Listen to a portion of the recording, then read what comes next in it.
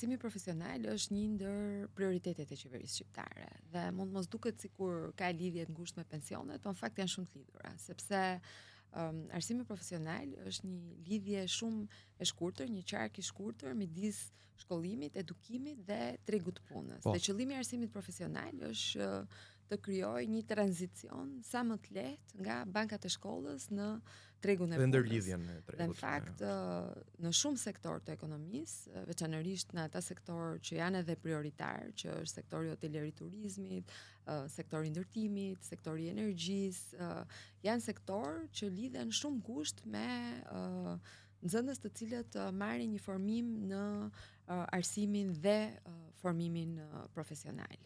Në vitin 2024, në shtator, siç e thatë edhe ju, ne filluam zbatimin e sistemit dual, pikërisht që këtë lidhje me tregun e punës ta bënim sa më të ngushtë. Ku ndryshon sistemi i vjetër nga sistemi dual? Është një sistem që bazohet në praktikat më të mira, veçanërisht europiane, po e bëjmë në bashkëpunim me ambasadën e Zvicrës dhe ambasadën gjermane, që gjithashtu janë dhe dy vende që kanë modelet më të mira të sistemit dual. Ku ndryshon sistemi? Qofse në sistemin e kaluar nxënësit e arsimit profesional praktikat e tyre të punës i bënin në ambientet e shkollës, pra në laboratorët e shkollës, në sistemin dual, nga 5 ditë që është java akademike, 2 ditë marrin informimin e tyre teorik në ambientet e shkollës dhe 3 ditë ato i bëjnë pranë bizneseve.